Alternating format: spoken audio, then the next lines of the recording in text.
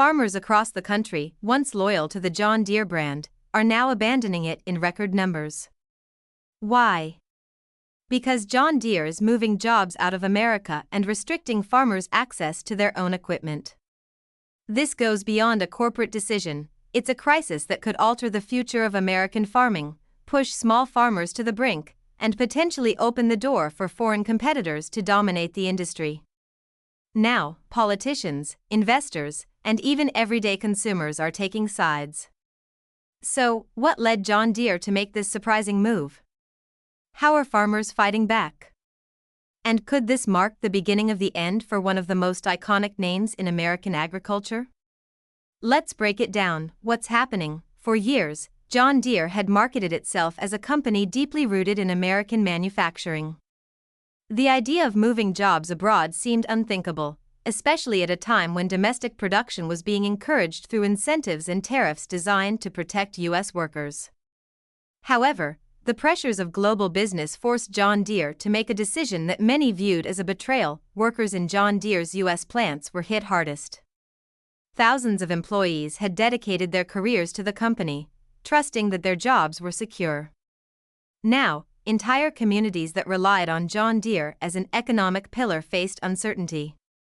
For farmers, the move raised fears of price increases, supply chain disruptions, and questions about the future of their equipment. The controversy sparked a national debate. Was John Deere's decision a necessary step to stay competitive, or was it a corporate move that prioritized profits over people? To understand the answer, it's important to examine what led the company to make such a drastic decision. The move shocked the nation, but the question remains, why did John Deere feel compelled to take such a risk? Understanding the rationale at first glance, John Deere's shift to Mexico might appear as just another case of corporate outsourcing. However, the reasons behind the decision were much more complex.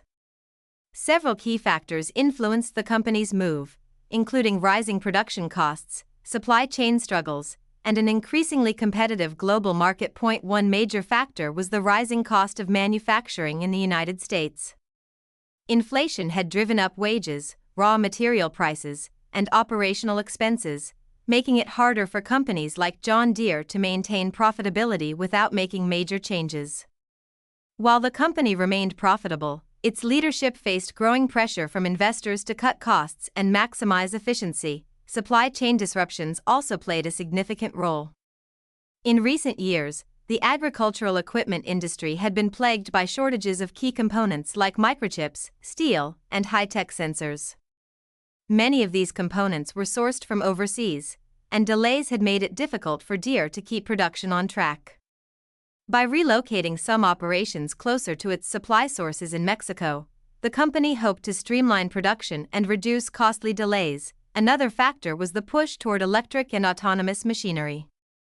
Deere had been heavily investing in automation, artificial intelligence, and next-generation farming technology. Scaling production for these innovations required a cost-effective approach, and Mexico offered a more affordable manufacturing base. As the economic rationale became clearer, the backlash grew. Political backlash and immediate response. John Deere's announcement quickly sparked a political controversy, with President Donald Trump emerging as one of its most vocal critics.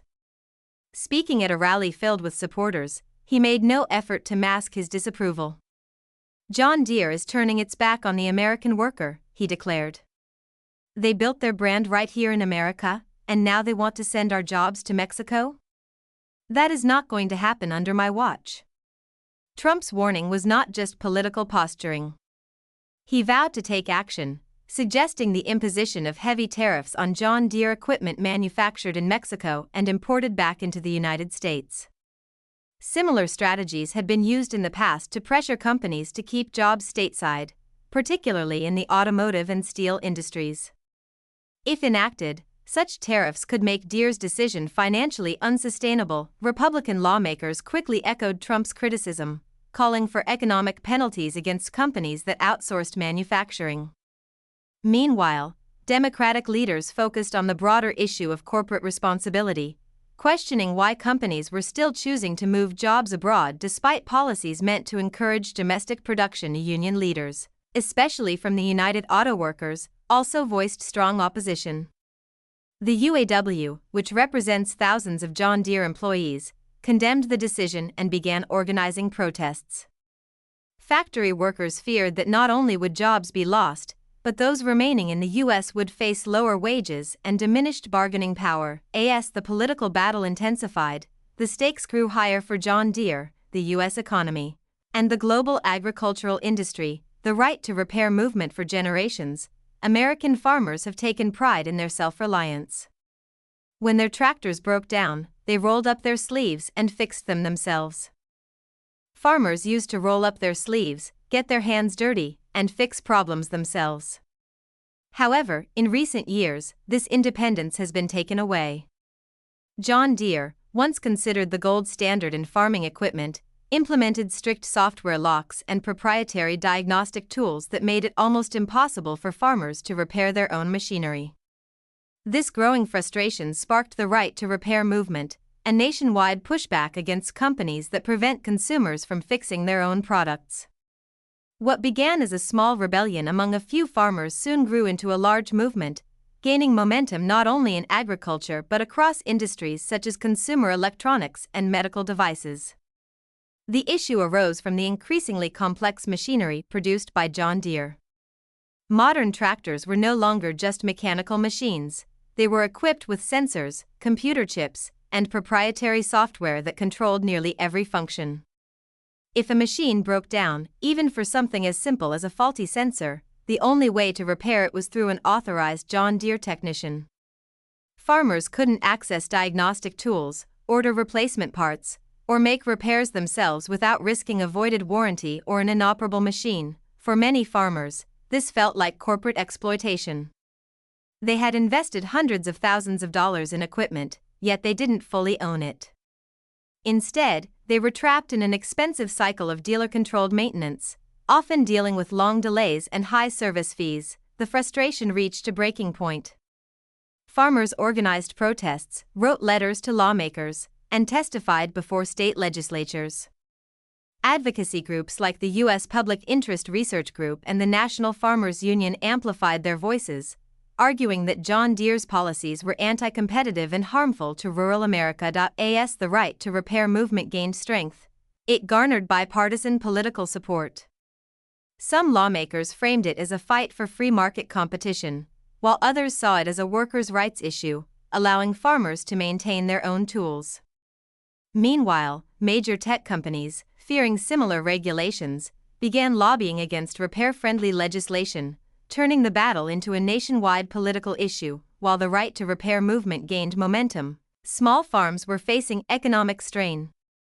The cost of keeping John Deere equipment operational was pushing many farmers toward financial ruin. For small farmers, the impact of John Deere's repair policies was more than just an inconvenience, it was a financial crisis.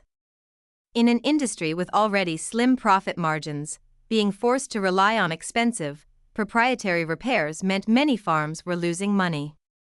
Every breakdown was costly. When a tractor sat idle waiting for an authorized repair, farmers weren't just paying for parts and labor, they were losing valuable time. A single delay during planting or harvesting season could make the difference between a profitable year and devastating losses. For some, the numbers simply didn't add up anymore. The cost of maintaining a single high-tech tractor could exceed $10,000 per year, and with many farms relying on multiple machines, the expenses quickly added up. Farmers who once viewed John Deere as a reliable partner now saw the company as an unaffordable burden.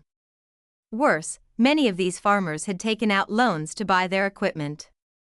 As interest rates rose and commodity prices fluctuated, farmers found themselves trapped in a vicious cycle, burdened with debt while facing increasing repair costs. Desperation led to tough decisions. Some farmers downgraded to older, less efficient models they could still repair themselves. Others sold off their John Deere equipment entirely and switched to competitors that offered more flexible maintenance options, but for many, these weren't real solutions. Farming had become increasingly technology-driven, and stepping away from modern equipment meant falling behind. For those who couldn't afford to make the switch, the only remaining option was to fight back legally. The economic pressure forced farmers to take drastic action. Instead of just protesting, they turned to the courts, filing lawsuits accusing John Deere of monopolistic control over the repair market. With their livelihoods on the line, farmers across the country decided to take legal action. The lawsuits against John Deere focused on anti-competitive practices, claiming that the company had created a monopoly in the agricultural repair market by blocking third-party mechanics and limiting consumer access to essential repair tools. The legal battle wasn't just about tractors, it was about whether a company could control what customers did with products they had purchased. Farmers argued that once they bought a machine, they should have the right to repair it on their own terms. Policies had locked farmers into a system of forced dependency, preventing them from diagnosing problems without the company's approval. One significant case was filed in 2022 by a coalition of farmers and advocacy groups, accusing John Deere of violating the Sherman Antitrust Act. The lawsuit claimed that Deere's refusal to provide diagnostic tools and repair access stifled competition, drove up costs, and harmed consumers. Meanwhile, state governments started taking action. Colorado became the first state to pass right to repair legislation for agricultural equipment in 2023, requiring John Deere and other manufacturers to provide farmers with the necessary software and tools to fix their machines. Other states, including New York, Minnesota, and Massachusetts, soon introduced similar laws. In response, John Deere fought back. The company spent millions lobbying against right to repair legislation, arguing that allowing independent repairs would pose cybersecurity risks and undermine intellectual property protections. Deere executives warned that unauthorized repairs could lead to faulty machinery and safety hazards, putting both farmers and the food supply at risk. However, many farmers felt these arguments were more about corporate interests than actual cybersecurity concerns. The real issue was corporate greed. As more states introduced repair-friendly legislation, the momentum appeared to be shifting. With legal battles mounting and lawmakers intervening, John Deere faced a new challenge. Farmers were no longer willing to remain loyal to a company that no longer served their needs. A significant shift occurred toward competitor brands that embraced repair-friendly policies. Companies like Kubota, AGCO, and Case IH aggressively marketed themselves as farmer-friendly alternatives, offering open repair access and lower maintenance costs. Kubota, in particular, gained ground by offering equipment that was easier to maintain and had fewer digital restrictions. AGCO's Massey Ferguson line attracted smaller farms with more affordable pricing and accessible repair tools. Meanwhile, Case IH capitalized on Deere's declining reputation by emphasizing its commitment to independent mechanics. Some farmers even turned to imported equipment. Tractors from European and Asian manufacturers, especially those from China and South Korea, began making inroads into the U.S. market, offering cheaper, easily reparable alternatives. For John Deere, the consequences were immediate. Dealerships reported declining sales, with more farmers opting for second-hand models or alternative brands. While Deere still dominated the market, cracks were forming in its once unshakable customer base.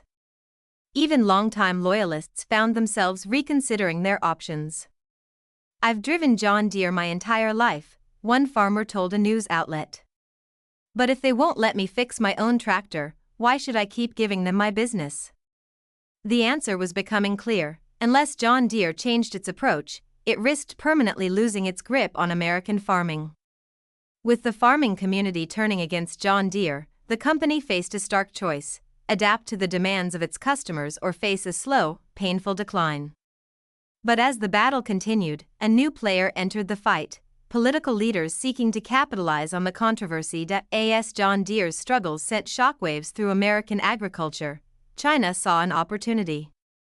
Chinese agricultural equipment manufacturers had already been expanding aggressively in developing markets, and now, they set their sights on North America. By investing in Mexico's growing industrial sector, China was not only positioning itself as a supplier of affordable agricultural machinery but also gaining a strategic foothold just south of the U.S. border. China's government-backed manufacturing giants, such as YTO Group and Zoomlion, began increasing their presence in Mexico, forming partnerships and establishing production facilities. These companies produced tractors, harvesters, and other farming equipment at prices significantly lower than those of American manufacturers. By operating in Mexico, they could take advantage of lower labor costs and access trade agreements that facilitated easier exports into the U.S. The implications of this move were significant. If Chinese-made agricultural equipment could enter the U.S. market through Mexico, it would allow China to bypass many of the trade restrictions imposed directly on its exports. This raised concerns in Washington, where policymakers warned that China's growing influence over Mexico's industrial sector could undermine America's ability to control its own manufacturing base. But for farmers struggling with high equipment costs, the presence of cheaper alternatives was enticing.